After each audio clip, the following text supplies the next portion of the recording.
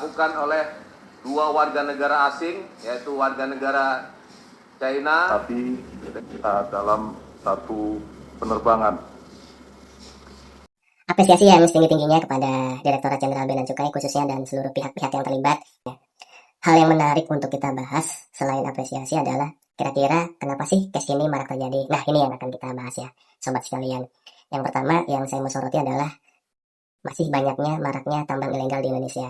Terbukti kemarin pidato Presiden pada tanggal 14 Agustus 2026 di gedung DPR MPR menginstruksikan kepada TNI, Polri, Menteri Keuangan, khususnya Direktorat Jenderal Bea dan Cukai, dan juga Bakamla untuk menggiatkan operasi penggagalan penyelundupan tambang ilegal. Dan di emas ini ada namanya PETI istilahnya ya, penambangan emas tanpa izin. Jadi dari hulunya aja udah ilegal, mereka berupaya untuk mengeluarkan emas-emas tersebut secara ilegal keluar wilayah Indonesia. Mungkin nanti di luar diolah lebih lanjut untuk dimasukkan kembali ke Indonesia. Yang kedua, kira-kira apa sih motifnya gitu ya? Yang bisa kita lihat adalah dari sisi fiskal ya. Karena ada PMK nomor 80 tahun 2025 yang terbit tahun lalu. Di situ mengatakan bahwa untuk ekspor emas ada tarif bea keluarnya yang bervariasi dari 7,5 sampai 12,5 atau 10 sampai 15% sesuai dengan harga referensi pasarnya. Kalau 2.800 sampai 3.200 US dollar per troy ounce itu masuk yang tabel yang kolom yang pertama. Lalu kalau untuk di atas 3.200 US dollar per troy ounce itu masuk tabel kolom yang kedua, yaitu tadi 10 sampai 15%. Dan untuk perhitungannya bea keluar itu kan tarif dikalikan dengan beratnya, dikalikan dengan harga ekspornya, dan dikalikan dengan kurs yang berlaku pada saat itu. Untuk harga ekspor ditetapkan oleh Menteri Keuangan, tapi ini tidak usah dihafal karena memang per periodik itu diupdate ya di JDIH Kemenq maupun JDIH Kemendak ada, nanti bisa dilihat di situ. Untuk yang case ini di tanggal 18 Agustus 2026 ini untuk harga ekspornya sekitar 131.000 US dollar per kilogramnya.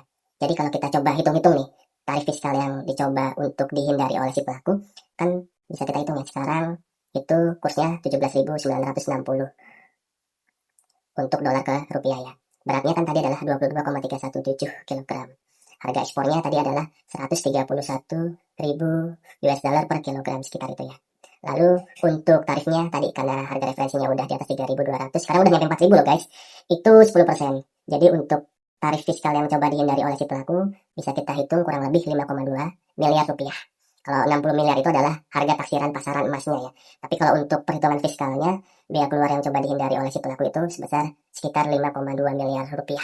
Itu mungkin yang kedua ya, di sisi motif. Lalu yang ketiga, kira-kira apa sih pelanggaran yang dilakukan oleh pelaku? Yaitu melanggar pasal 102A Undang-Undang Kepabeanan, Undang-Undang nomor 17 tahun 2006 tentang perubahan atas Undang-Undang nomor 10 tahun 1995. Di situ dikatakan bahwa mengeluarkan barang ekspor tanpa pemberitahuan pabean itu termasuk unsur pidana yang ancamannya 5 sampai 20 tahun penjara. Itu ada di pasal 102A ya. Jadi kita udah mencoba membahas 3 hal. Pertama, apa sih yang latar belakangnya kenapa hal ini marak terjadi? Yang kedua, apa sih motifnya? Yang ketiga, apa sih pasal yang dilanggar? Terakhir, saya ingin terus mendorong dan mendukung aparat penegak hukum dan seluruh pihak-pihak yang terlibat mulai dari Bea Cukai, Kepolisian Republik Indonesia, Aviation Security, pihak maskapai, dan seluruh pihak-pihak lainnya untuk bahu-membahu bersinergi dan berkolaborasi untuk bisa melindungi kelestarian sumber daya alam yang ada di Indonesia. Semoga kita tidak hanya menindak di hilirnya aja, semoga juga bisa menindak di tengah dan juga di hulunya. Agar apa? Agar kelestarian sumber daya alam Indonesia tetap terjaga. Maju terus bangsa Indonesia. Terima kasih. Dadah.